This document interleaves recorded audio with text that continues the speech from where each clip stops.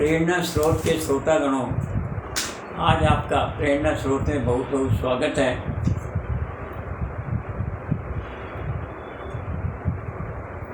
आज हम परिवार के बारे में कुछ बातें करेंगे।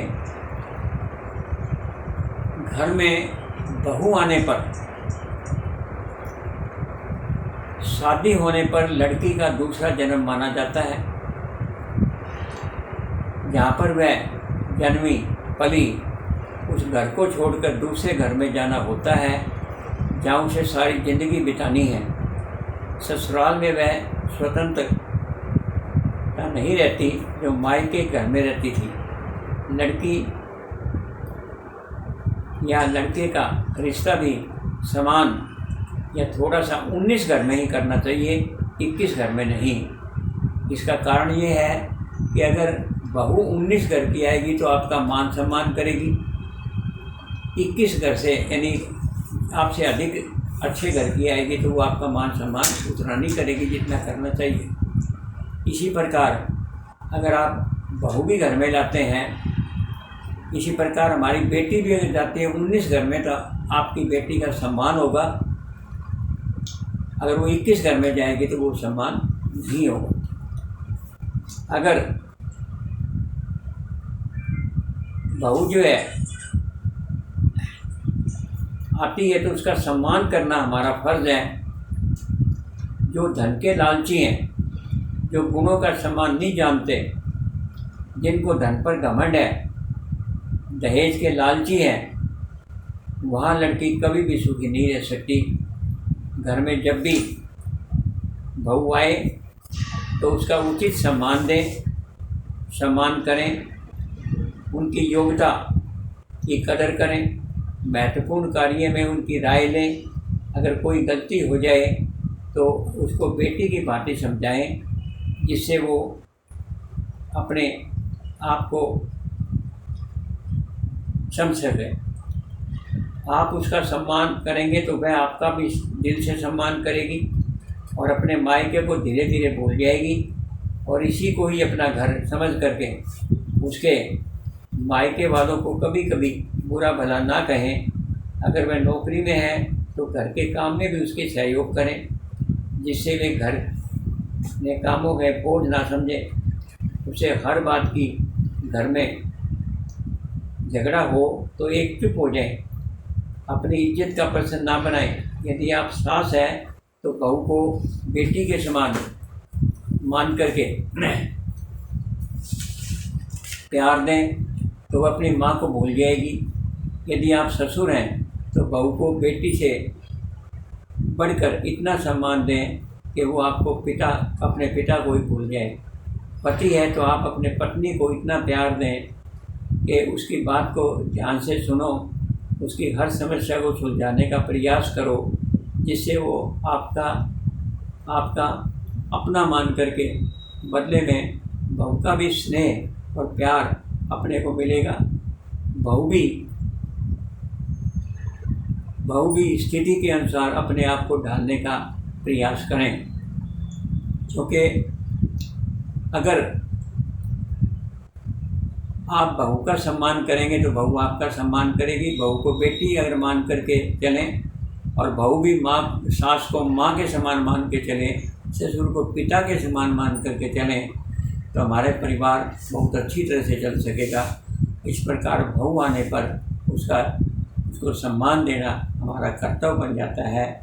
दहेज के लालच में आकर के कोई ऐसा काम ना करें जो कि बहू या उनके पीहर वालों को कोई तकलीफ उठानी पड़े। अब आगे थोड़ी सी बात करते हैं। मोक्ष से बढ़कर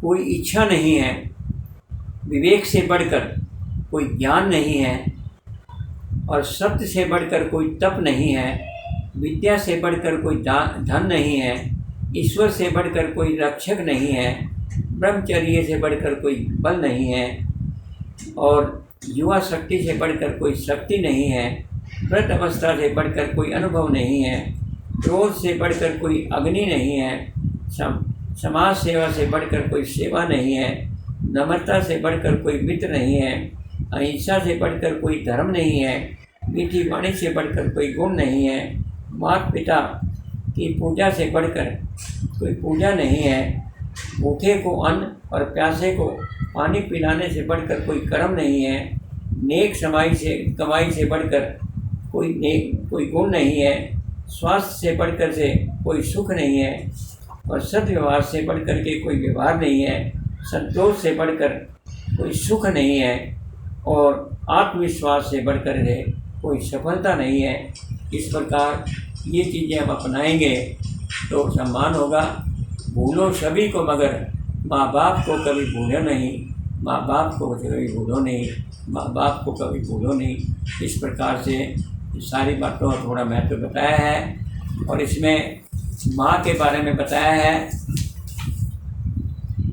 कि उसकी आँखों में आशा की रोशनी है, उसकी बातों में माता की बातों में गीता का ज्ञान है। माँ तो पानी का झरना है जिसका काम दुखों का हरना है। माँ सत्य है, माँ शिव है, माँ सुंदरम है, माँ तो माँ है, माँ तो माँ है, माँ तो माँ है। इस प्रकार से माँ के महत्व का वर्णन किया गया है। और पिता के बारे में कहा गया है, पिता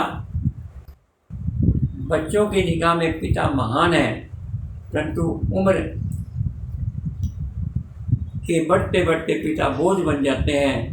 बच्चों का ध्यान इस प्रकार से रखो कि बच्चों की तरफ व्यक्तिगत ध्यान दें, उनकी भावनाओं के सामने हर बात में टोका टोकी ना करें, अंधविश्वास में हीन भावना ना पनपने दें, मित्र गई और स्वावलंबी बनाएं, उनको जिम्मेदारी सौंपें, मुसीबत में लड़ना सिखाएं, शिक्षित व प्रशिक्षित करें, उनकी सेहत का ध्यान रखें। और पिता एक परमात्मा के स्वरूप है, वे आकाश से भी ऊंचे हैं, वे उस वृक्ष के समान हैं जो स्वयं धूप व वर्षा सहन करके बच्चों को छाया व सहारा प्रदान करते हैं। पहले बच्चों को खिला करके फिर स्वयं खाना खाते हैं। पिता अनेक बच्चों का बोझ उठा सकते हैं, जबकि संतान उस अकेले का वजन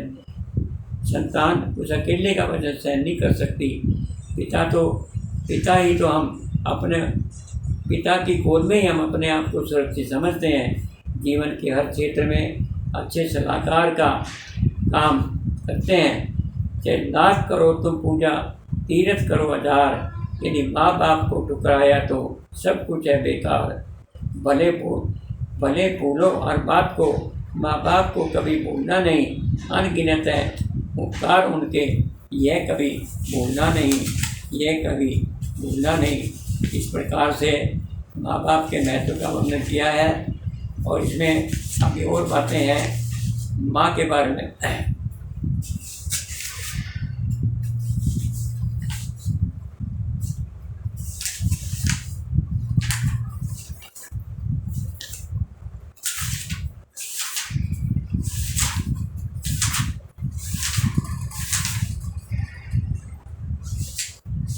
बस ठीक है, वैसे आज के लिए इतने काफ़ी है।